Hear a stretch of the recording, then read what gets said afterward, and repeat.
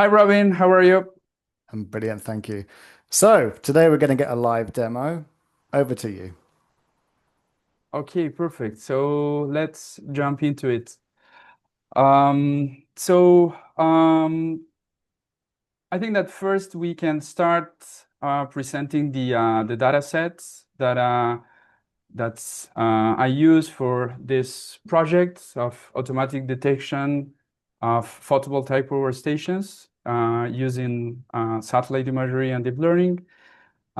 So I think that the first part is interesting to present, which is the data preparation for this project. hmm So let me show you how the data set, the main data set, is built. So I can show you with using QGIS part of it. So the data set is constituted with 272 tiles. The input images are GeoTIFF files. Okay, they contain four bands. So I'm using RGB plus near infrared band as the fourth band. So how the take of the input images was prepared. Um, Initially, I define a central coordinate of extraction, and then around that central coordinate, I have taken randomly different images around that central coordinate, like a data augmentation process that we Mm. can see. uh, And the central coordinate is a known power station, a solar plant, right? Yeah, it's a known power station that I'm interested to be part of the sets, and then around that central coordinates, I start randomly taking the other images. So then we can take a look to the masks. So the masks are also GeoTIFF. They are hand annotated. And I used this interesting plugin for QGIS called Serval. I recommend it. It's Mm. pretty simple to use. So using this plugin, I handmade the annotations. So we have the three sets, 201 images for the train set, around more than 30 for the test and validation set. And why? This is a quite small quantity, but my intention was to afterwards use a pre-trained model. I used the EfficientNet encoder, um, which was trained with the ImageNet set. So at the end, what I'm doing is fine-tuning the original model with these images. So hmm I didn't train from scratch a model. I fine-tune an ImageNet weights. Just a brief one. So So I just want to ask, the annotation, was it hard? Was it easy? What were the challenges there? not it's time consuming. It's time consuming because, as you can imagine, it's to achieve the definitive data set. There was a lot of trials. Um, so one thing that what I've done, which is that helped me to do this process faster, it was using what I call the AutoMask script. It's also available in the public repository, which basically it filters the near-infrared band in a specific threshold. And according with this decision threshold, it decides if it's a negative class or a positive class. So that helped me to speed up the process. And then with the Serval plugin, I fine-tuned the mask, taking out the pixels, the surroundings. I can show you some result of that very fast, which is here.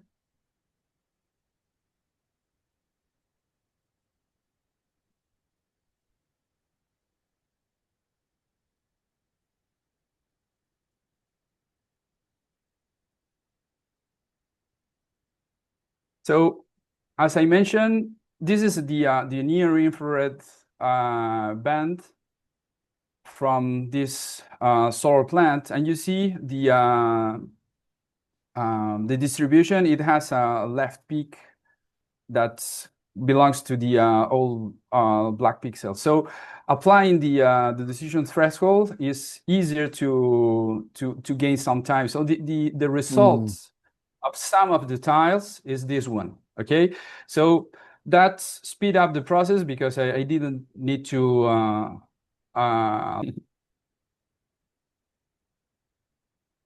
so thanks to the AutoMask script, I gained some time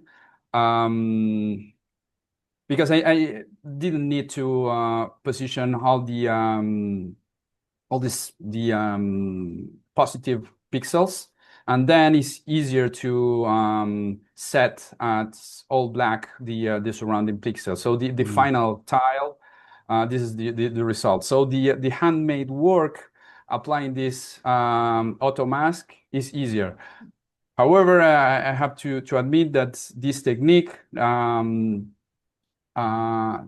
work for all the tiles. Okay, they are more complex tiles, like this one, for example, which is this is the ground truth. However, the AutoMask is not detecting it because the threshold is very difficult to set. Okay. Despite of that, that made me gain some time. So other interesting aspect about this is the solar plants that I used. There's a first selection of 24 plants.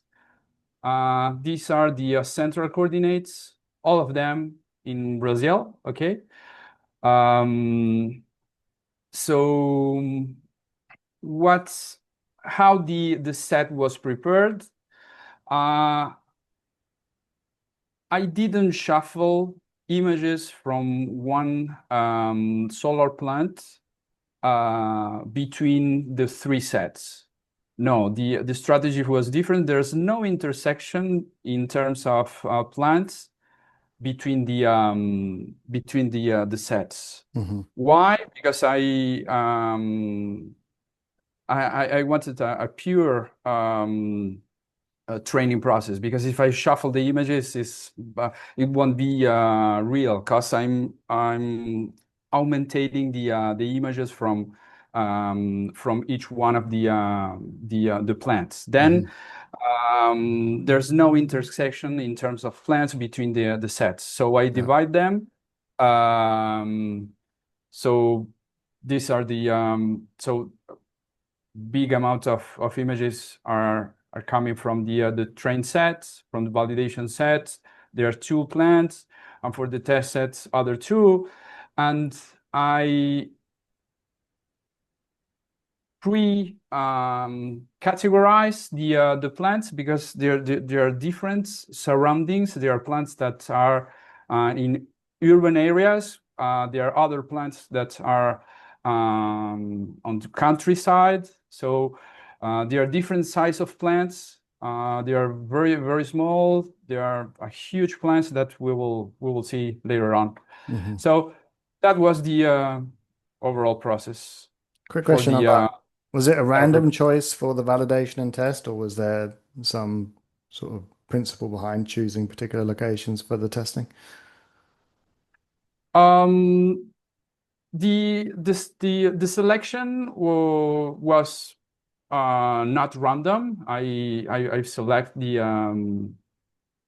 one of the most popular plants in Brazil. Others that are not so popular, but the most popular are there, the biggest ones, and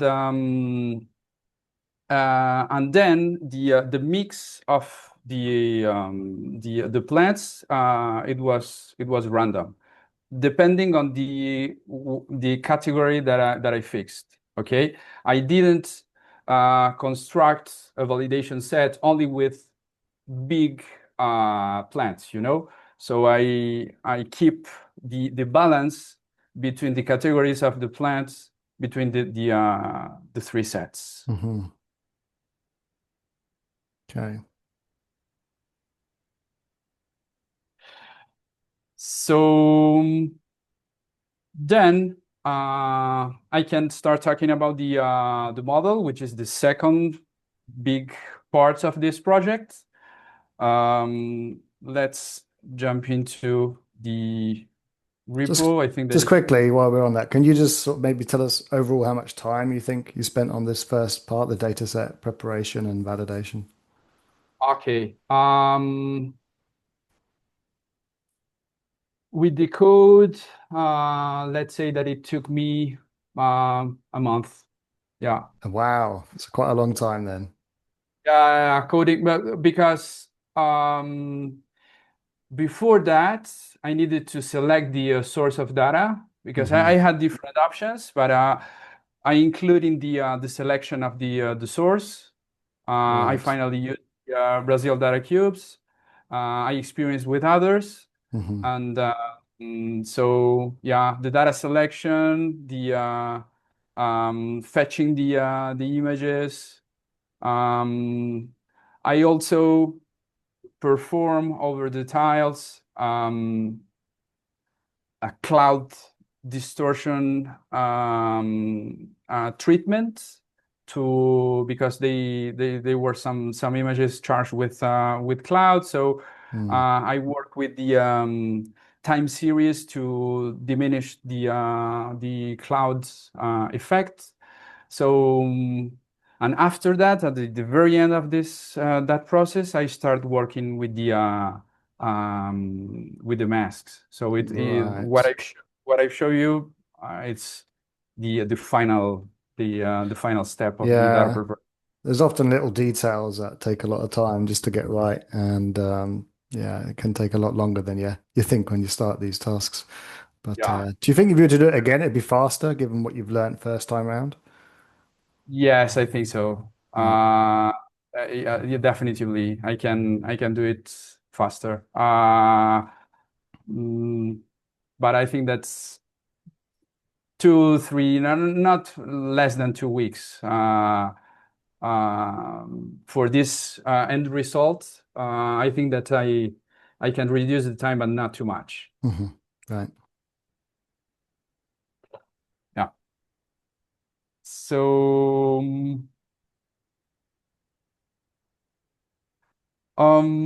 so if you agree, we can jump into the model. So first, I set a benchmark, okay, to have an idea to compare the performance of the model, the convolutional neural network model. So to first, I had three baselines, simple ones, the random model to see how it performs. It performs very, very bad. It was expected. Then I use what I call the threshold classifier, which is inspired by the AutoMask process. Okay, the one that I told you before, I reached 33% of IOU of Jacker index and F1 score of 50%, okay, with that classifier. And before using convolutional neural networks, I wanted to experience what happened with logistic regression. So I had better results. The F1 score was 55 and the IOU 38. So it was better than the threshold classifier. So that gave me a baseline before start working on the model selection. So I experienced with different popular models for this semantic segmentation task.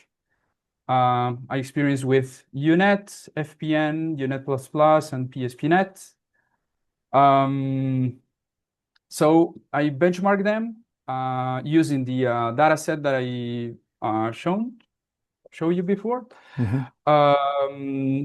And after training all of them, just to be precise, I fine-tune on EfficientNet trained with ImageNet images. Okay, so I fine-tune with the dataset that I shown. And I had these results. The better performing one was the UNet with a F1 score of 95% and IOU of 90%. So this is the model that I select to continue experiencing with, because I wanted to add some techniques to see how that performance can be improved.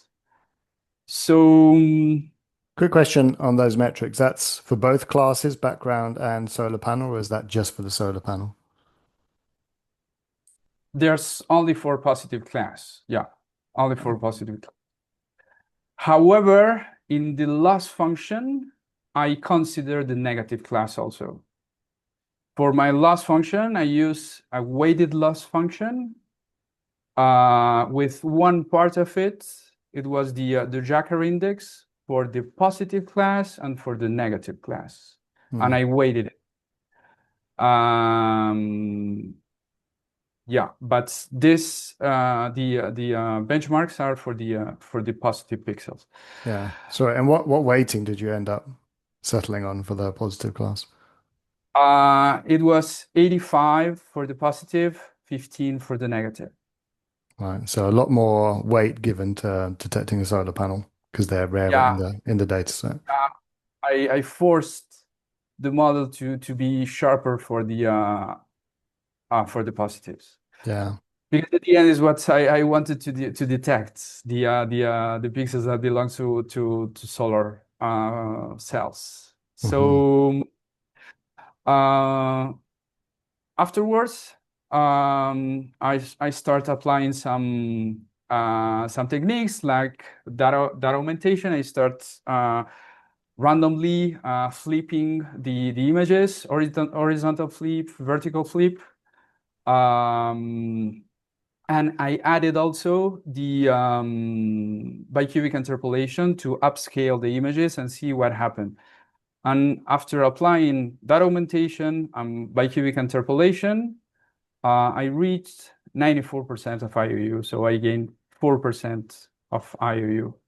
Of course, the training took me longer because with bicubic interpolation, two folds, the number of pixels is 4 times bigger. So I had 4 times the amount of data. So it took me longer. And I gained a little bit of F1 score also. Okay. So after that, I wanted to experience with super resolution. I didn't use a model specialized or trained with satellite imagery. I prefer to use a model for generic task, which is the real innate super resolution GAN from Jintao. And I experienced with two-folded and four-folded super resolution. And the performance that I reach didn't beat the bicubic interpolation. That's surprised me because I was expecting to have a better performance. But the using four folds with super resolution, I reach 93 IOU and 96 F1 score. Yeah. I mean, I'd be curious to look at how the predictions differed because I guess this is just affecting the edge pixels around a solar panel. Yes, the point that surprised me is we talked previously about that is that the bicubic interpolation is not adding information to the tiles, and the super resolution adds information. On the other hand, the bicubic interpolation is also augmenting the signal by 4 times. So it's there is where I think that the neural network can catch more details, having more signal. Mm. I guess, So did you have to super resolve the mask as well? I'm curious what the yes, results yes. are like. Nice sharp edges on the panels, I suppose, rather than kind of pixelated. Yeah, I've applied the super resolution to both the mask and the input images. Well, same thing for bicubic interpolation. Mm. Um, so this is the effect of a zonal planner using a zonal plant using the super resolution. So the improvement is on the image quality is very visible. After that, I select the best performing model and also the one that keeps the best balance between resources and size of images, because I wanted to deploy this on the cloud. So I wanted a workflow that be the lightest as possible. Okay. So if you agree, we can jump to the third part where Mhm. we talk about the deployment. So I deployed this project on AWS. Of course, I needed to build all those steps from the code that I used to prepare the project, and it's available on the repo. Basically, I prepare a front end as a very simple front end, okay, where the input through a post is the bounding box coordinates and size. And I have an API, a simple API that exposes the methods of my backend, which is a web server. Trigger are associated with a Lambda function in AWS. So all the requests from the front end arrives to the web server, which delivers the request, the transactions, to a four-step simple pipeline, which is constituted of a first step, which is the acquisition module. So for each one of the acquisitions, I fetch the images from Brazil Data Cube service.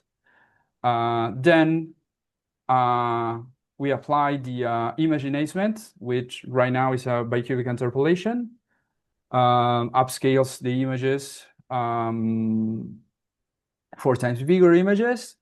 Then I start the predictions with the weights coming from the training process. Okay, so I predict the images, And after the final step is the reports. So I present simple statistics about the quantity of positive pixels that we detected.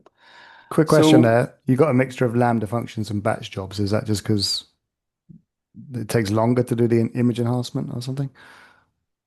um, I use Lambda functions. The Lambda functions on the AWS are limited to 15 minutes of execution. Um, and they are associated, to fast operations. So where it was possible to use Lambda function, I use them. I use it for the web server, which is a fast operation, and the fetching the images. But for more robust process, like the image enhancement, the model prediction, and the reports, I use the batch job, Hmm. which has um, an associated computing environment. So the resources associated to the batch jobs are yeah, it can be I can dimension them. So I prefer for this for task to have more power, more memory, and so I share that way. Okay. So with Lambda, it's been a while since I read about it, but you can't choose a GPU machine or something like that and speed things up. Yeah, no, the Lambda function, what I know from AWS cannot be, you cannot select GPUs for Lambda functions. What I know from Lambda functions. On the other hand, you can associate the batch, AWS batch, with GPU computing. Is the case of my deployment Right. for so the and you have to be careful about costs with AWS, because if you start using a lot of resources, it becomes very expensive. So Yeah. One other question. it Why could, why did you go for could 4 jobs in the step function rather than just a single job? sorry? You've got 4 tasks basically. Why not just have one batch job that does all 4 in the same process? I prefer to have modules. I prefer to cut the problems into small pieces, and the code it was more neat, and the process if I divided it in this four steps.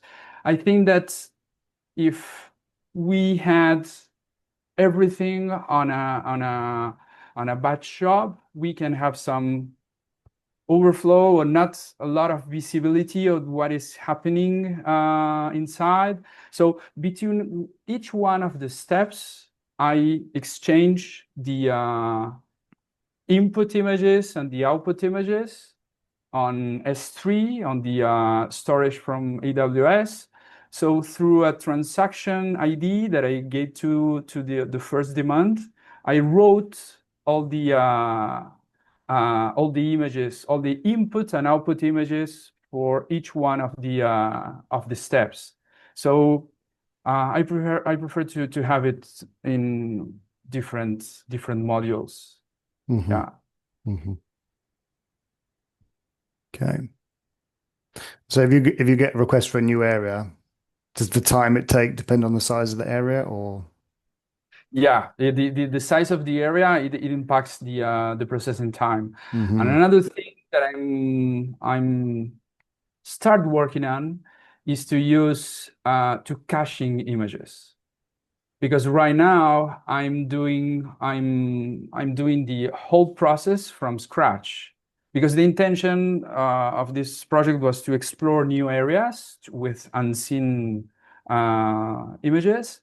Mm. Um, but I think that at the same time it's interesting to caching images to go faster if we need to rescan some areas. So after caching the images, this will be much faster because the fetch process and the image enhancement will be much faster. Mm-hmm. So I will have the predictions at the on the report step that will consume some time. Yeah, and since it's a modular system, if you wanted to skip the image enhancement, you could just do that, would it? This is also a benefit because right now I'm using bicubic interpolation, but in the future maybe I found a better super resolution that fits, and I change it, and it will be transparent for other modules. Mm-hmm. Okay. Okay. I can show you the face of the application, the front end. It's a very simple, very simple. So as I mentioned, the idea is to define a central coordinates. Why not this one? Is one of the sets that I tried, Mm-hmm. and you also define the size of the bounding box. So we can define, I don't know, 20 kilometers by 20 kilometers. And it starts the workflow. Mm-hmm. So these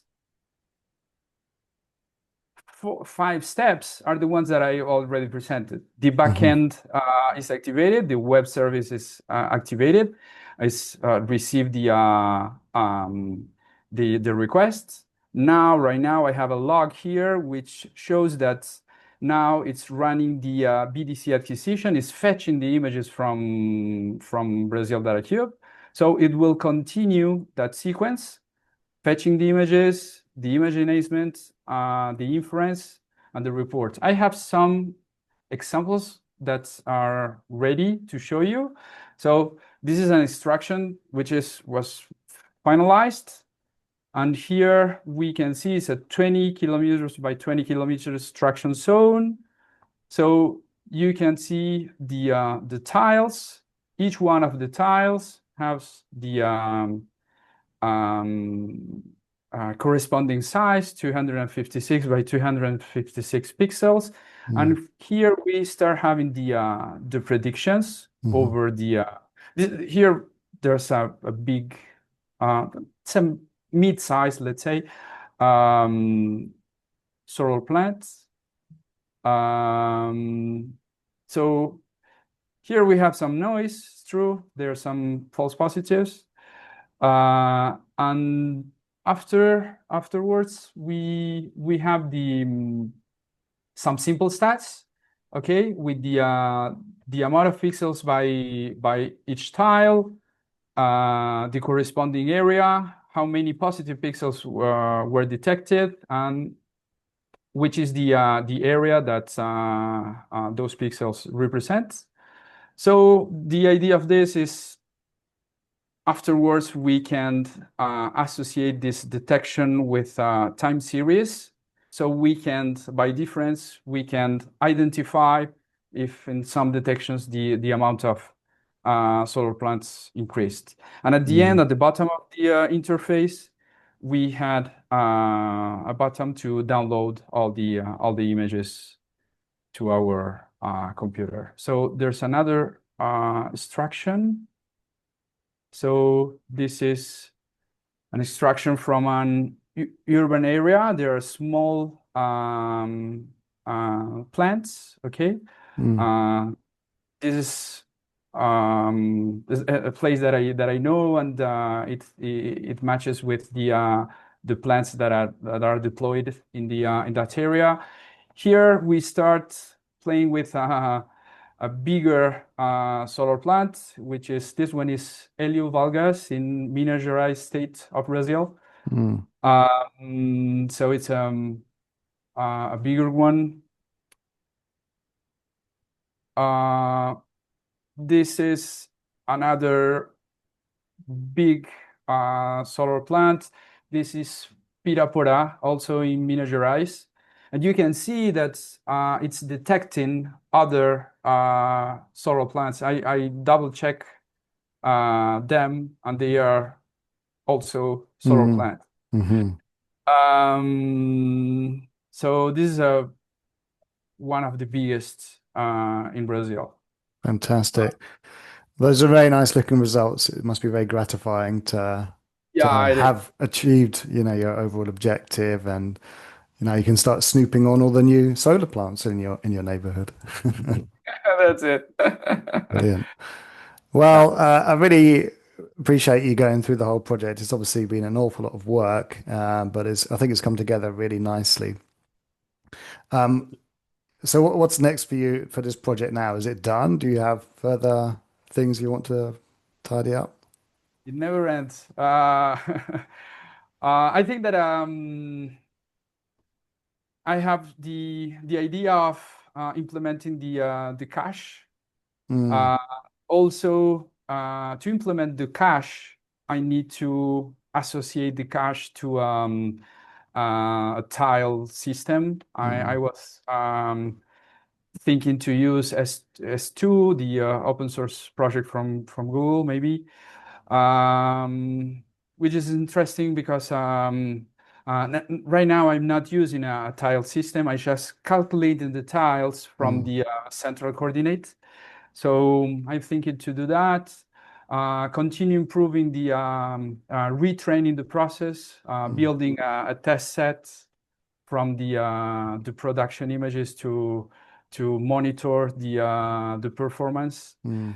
I think that these are the two main objectives for the free time that I will have to continue experiencing with this Brilliant. project. Well, those sound like good improvements, and looking forward to hearing how that comes along. We'll put the links to the GitHub repositories in the video notes. But once again, thanks for coming on, and all the best for the project in the future. Thank you, Robin. Thank you to having me. So Bye yeah. bye.